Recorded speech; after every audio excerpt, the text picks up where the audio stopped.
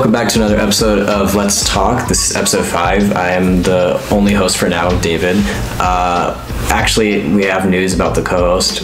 I think we're going to finalize the person for next week, and so that person will be joining with me for the rest of the semester, so that should be fun. And by come next semester, or not this semester, so fall semester, I'll be leaving, so we'll have to figure out who the host is going to be for the podcast, but we'll get to that bridge when we cross it. For this episode, which is episode 5, we're doing something different, a little bit different than the interview that we did previously, and a little bit different than what we usually do typically. And what we're going to do is like a debate style episode, so I'm not sure how it's going to work out because this is our first time doing it. We're kind of like winging it as we go along, but we're just going to talk about this topic that came up during our budget meeting, which was voter shaming, because I know Mitch here, who's that's the thing. If you guys want to introduce yourselves. Yes, hi, my name is Mitch Gaby. I'm a staff writer at The Courier. I wrote an opinion piece today about voter shaming and how Democrats specifically need to earn the voters' trust and actual votes in the upcoming election, and not just cry bully about Trump being so evil because of the last time he was president. Okay. Hi, I'm Catherine Poling. I'm assistant video editor here at the PCC Courier, and my own stance is more that we need to focus on demolishing the two-party system if we ever want a chance at actually having a government that are oh god sorry No, you're good. God. Having a government that we as people decide on and get to choose like our own future and don't have to rely so heavily on systems that have been set up decades, centuries before. So on that topic, what we're gonna do is I'm gonna throw around some questions. I only have 4 here, but I might come up with some on the fly, who knows. And and it'll be you guys talking, and I'll kind of let you guys take the floor, presidential debate style. So, just to state, I agree with her sentiment on the two-party system and how it's in many ways antiquated. Cool. All right. So to start, because we always, how this whole discussion came about in the newsroom was just people telling those around them to just accept the rematch between Biden and Trump, and whether or not that is voter shaming and what is voter shaming.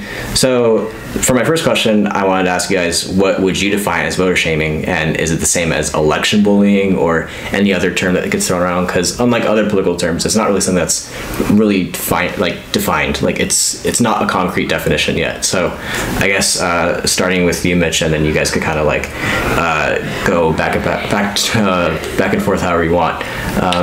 What do you think is voter shaming? Well, in my opinion, just out of curiosity, is it also a video? This is a video too. Okay, sorry.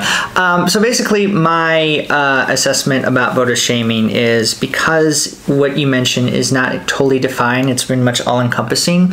It can be defined by people who are in positions of power to sort of use it and co-opt it in a way to cynically maneuver their own political positions to make sure voters either are given a proposition that can be scary or essentially rooted in like moralism that I personally, as I have gotten older, to be no longer a positive incentive and just uninteresting and unappealing, and that's why so many people are turned off by it. So voter shaming to me is essentially not actually giving people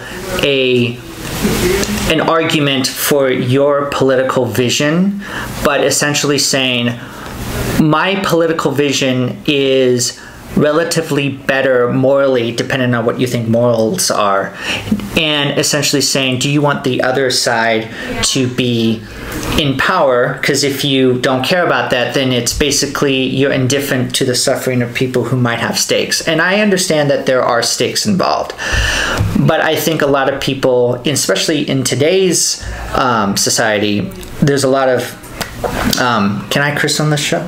BS or Yeah. bullshit, that especially a lot of people today find politicians today no longer authentic about. So only a certain set of people might be authentic and real about actually their stating their moral beliefs about certain issues like climate change, healthcare, criminal justice reform, but it's all just talking points at this point. People are no longer interested in thinking that these people are real in what they say, because if they did, they would have actually fight and change those laws or policies long ago. So to that point, I'm gonna say in one sentence, how would you define voter shaming?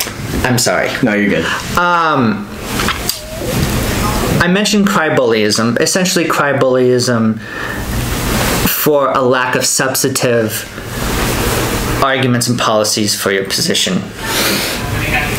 Got it. I don't know if that's one sentence, but you know what I'm talking about. No, yeah. Okay. No, that's good. How would you define voter shaming? I see voter shaming as more focused on like who is in power on both sides, on the Democratic and Republican side, and saying that one is better or less than the other, and if you don't agree or don't vote a certain way, then therefore you don't care, or that like politically you're just more morally ambiguous. And I just don't think that's I don't think it's quite that simple. And I think with the lack of like options that people have, feeling like they can really only vote one way or another, we're in this constant cycle of saying, oh well, if you vote for someone on this side, you're evil. You vote for someone on that side, you're evil. It's a never-ending battle of trying to decide and justify who is truly morally corrupt. And I think that there's no one on either side that's actually, is actually benefiting our country, is actually making this a better place to live. So I don't really think it matters which side you vote for in the end, because regardless, it's the same system set up. So I think that voter shaming, my own personal belief, is focused a lot more on like your own, on focusing on the politics as a whole rather than like your own personal beliefs in the politics, whether that's abortion or gay marriage, whatever it is that you believe. I don't think it should just be a one side or the other. I think there's a lot of nuance in both sides. So yeah. Can I interject or mention? Yeah. Of course. It reminds me of, it's not entirely the same, but Noam Chomsky made this point about manufacturing consent. And there's a part of it where I think it's relevant in terms of our politics today, where both sides today are conceding to the fact that we can't really do anything about healthcare. We really can't do anything about lowering your wages. We can't do anything about like banning fracking or end the private healthcare system, or have a housing first policy, or actually having a policy to make sure homeless people are not homeless. We can't do that because it's just ironclad fact that the capitalist system and our corporate duopoly is just what it is. It's like the laws of nature, and there's nothing we can actually do to fundamentally change it materially for the vast majority of people. So what we'll do is we'll actually make a distinction based on degrees and proportionalities. And so, for example, today, or this entire situation with Biden in Gaza, a lot of people are seeing what they see in Gaza as a genocide, and Biden is enabling it. Biden is doing nothing to really stop it and ring it in and put a stop to it. And there are a lot of people, and I wrote this in my piece, that are hand-wringing about particularly Arab voters who've probably lost family members, and say, would you rather have Trump? Do you think Trump is better? Trump is going to nuke Gaza. And it's like, why does it have to be nuking Gaza or just allowing 40,000 people, including 15,000 children, dead? Why can't you just stop? And why can't you not have a completely different policy view on this military and economic relationship with Israel that has been, to some degree, very detrimental to the morals of our country? But we can't do anything about that. So what we're doing is we're making a distinction based on degrees of who is better based on your perspective, if that makes sense. Yeah, no, and it makes perfect sense. So to that, looking just past like the examples that they give for like the solutions of what Biden should be doing, do you think it's unfair that people are how can I say this? Do you think it's unfair that people are using like the example of like, well, would you rather have Trump or would you rather have Biden? Like, do you think that itself is okay, or do you think that's unfair?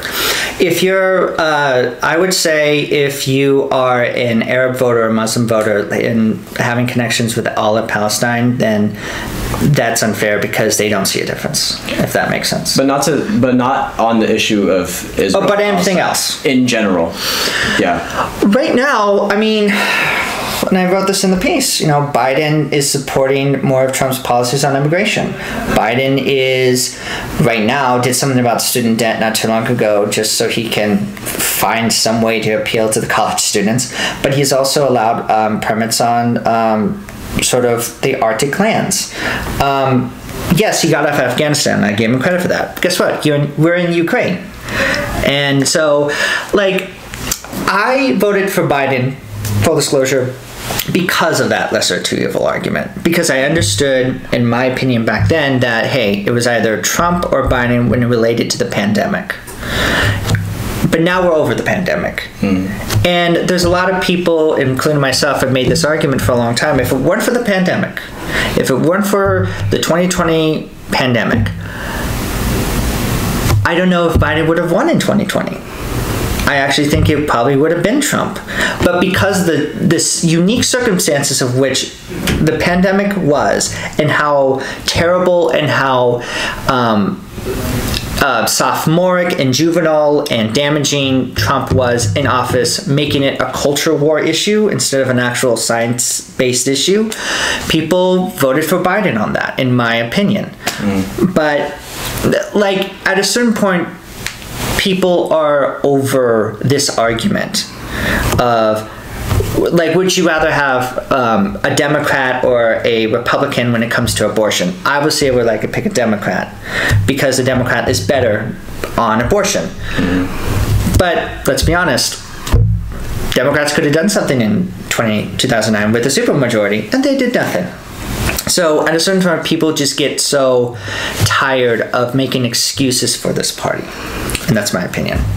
So to that, how would you feel? Do you think it's fair when people say, well, would you prefer Trump or would you prefer Biden? Do you think that argument itself is okay, or is it just, no, it's unjust, or it's just a pointless argument to make anyway, in your opinion? I think it's kind of pointless, and I also think that when you go back and forth on who is the lesser of two evils, you've kind of just, you're not even thinking about other options. And I think that's the main problem here, is that everyone's so concerned on which side is better, which side is more morally correct, which side is more politically correct, that no one's really focused on the standalone issues and how we're going to get to change those. And I mean, looking around at everything, it's like you said, yeah, the Democrats could have done something. We could have there's a lot that Democrats continue to say we're going to do, and then nothing gets done, and we get these mass texts saying, hey, please donate to Bernie, please donate to, it's just and that's what we're used to, and that's what we continue to go around in this circle of who is better, who is worse, and there's never no one ever stops and says, hey, well, what about our other options? What else can we do? And I think that's where the problem comes in. It's not that you're exactly putting morality on either side, because I mean, on both sides, it's too nuanced to ever be that there's just one side that's perfectly correct and amazing, wonderful people, and the other side is just evil. And I think that continued debate is what keeps us here, stuck in this place of just continuing to choose Democrat or Republican.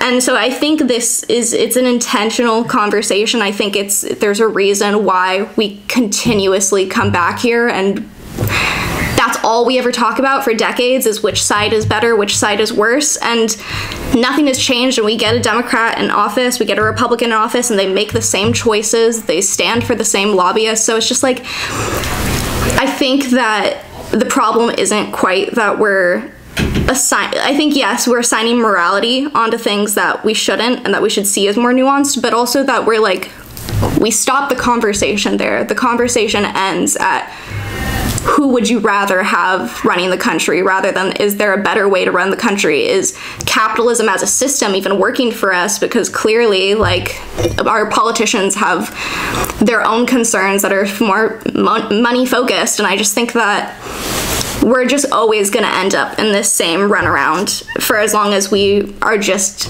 allowing there to only be two sides and the conversation to only be who is better and who is worse. So what I'm sensing is that, like, you guys relatively are all on the same page when it comes to this. So I'm gonna make this more of like a question just for both of you guys. Yeah. When you look at, like, you know, when you have your ballot and you see that, you know, some people, you have these names, this list of names, and you have some people that have, you know, the D next to their name, or you have some people that have the R next to their name. To you, when you see that, does that even give you any sort of, you know, when you see Democrat and when you see Republican, do you just feel like it's all the same to you? Or as a voter, do you feel like there are, in a way, like lesser evils, where one is a lesser evil than the other? It depends. I think on the local level is where the biggest distinction lies. I think that, you know, I think it does matter if someone's a Republican or a Democrat, but I think it also matters a lot more that you do the research on what it is that their specific beliefs are, or what they're going to be fighting for. Because, I mean, I think at this point, like, a lot of people will call themselves Democrat or Republican just because they know that those words hold weight, especially in our current political climate where people are very polarized and decide I am one or the other.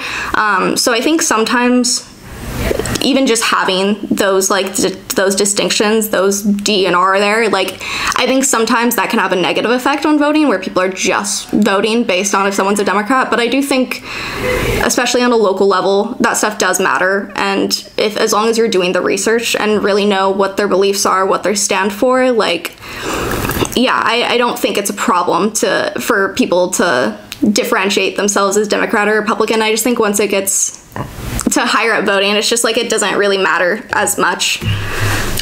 I would say, to your point about local elections, I think it does matter when it comes to state and local, and especially when it's more purple. So here in California, we're a very blue state, and almost no matter what's going to happen, unless the greatest political earthquake in the world happens, I don't see us returning Republican anytime soon. The point is that our politics is so rooted in corruption and red tape and bureaucracy and so much just internal politics and so much business interests and so many other special interests, is that it's almost difficult to get things done fundamentally and change people's lives. But if you're like in Michigan or Minnesota, or even if in a state like Arizona, Arizona, you know about the state law about abortion that was approved, or it was recognized by the Arizona Supreme Court, that's the law that has to be ironclad. This is a Civil War related law about abortions, about making it banned. Today, the state house Republicans in Arizona passed it, because obviously that's a political loser, and the person who's going to sign it is a Democrat. And so my point is that it does matter to some degree when it comes to those kind of local elections, because it is going to matter when it comes to abortion or healthcare or minimum wage increases or gun rights or gun laws. So it is going to matter, but I also think if you're in a bluer city, I would like to see a primary, because I actually don't trust a lot of the corporate established backed candidates on those issues. So on that note, I think to kind of close things out and kind of redirect it to voter shaming, how do you guys just overall feel about voter shaming? Like, have you guys ever come across it for yourselves? And if so, do you, or, you know, if you have, if you haven't, but with voter shaming, do you feel like this is something that is just, you know, it's within a person's right to like shame another about who they vote for, and or, you know, just like really just like give you like what are your thoughts on like voter shaming? I will. I don't know if Kat wants to go first, but I want to show you a meme that I don't know if I can show it to you on the screen. That's all right. But it is a very unique meme where it has Barney. It's the Meme Industrial Complex, which is this funny Instagram page, and I encourage you to watch it. It's based on a lot of left-wing politics, but it also has a lot of satire in it. And it has Barney in it, and it says, "Vote shaming doesn't work. Compel your candidate to adopt popular policies instead." And it just makes people hate you and your candidate. Yeah. Which is, my point is, like, I used to, like, really, do you really want this Republican evil person? And I look back on that now and I regret some of that. Because as I've gotten older, especially at the 2020 election where I supported Bernie Sanders, I realized there was a lot of Democrats who were willing to, like, throw away the democracy in order to stop him. And I thought, okay, both parties suck. Yeah, no, I feel like I surround myself with people that typically have like very similar political views, whether that's like on purpose or not. But I feel like even in the space that I exist in, there's been a lot of conversation on like which way is the right way to vote. And I don't know, I think there's a lot of divide in a community of people that I haven't seen this much political division with before. And I think it's just like people are really afraid, and I think that people want to believe that if you vote blue, no matter who, that like something good can come from that, that there has to be like a little bit of good that will come from just putting your vote towards it and just hoping for the best. And I think that people are kind of waking up and seeing that like two-party system isn't working, and you know, like, and we're talking about, you know, voting for other people that like are probably not going to get the votes, and it's been an ongoing topic of discussion of like, does your vote even matter, and if it does, where should you be putting it? And honestly, I don't even know who I'm gonna vote for like our president election. Anyways, the general election. General election. Like I feel like a lot of people still don't know who they're gonna vote for, just because it feels like at the end of the day there's no right way to vote, but in the same vein I think there's no wrong way to vote. So I don't know, I think this is honestly going to be the very first election where I truly don't know what to do, and I feel like I have to constantly be keeping myself aware of what's going on in the world politically, like more than any year previous, just because there's so much division and I don't even know where I stand. And I don't know, and I can't blame anyone for just wanting to vote blue no matter who, because I understand the fear.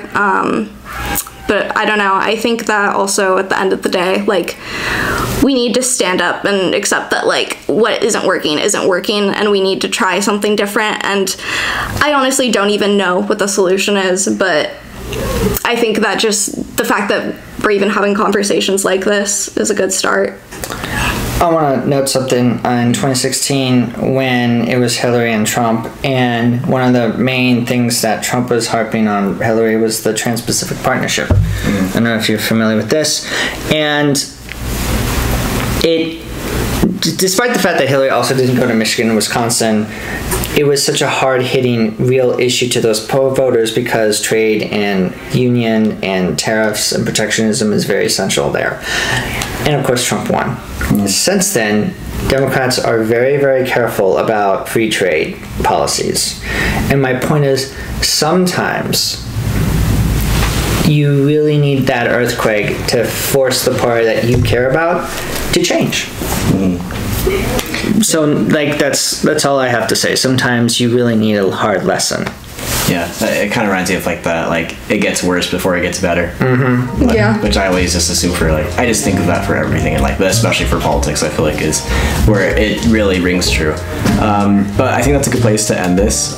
Thank you guys for joining on this. This was interesting because I've never tried or even thought of doing an episode like this. So maybe we'll try doing more of these again. If not though, I think this was really good, and thank you guys again for joining me. And that'll be it for this episode. Thank you for listening. Thank you for watching. Thank you. And I will be maybe here next time. No, I will be. All right. Bye.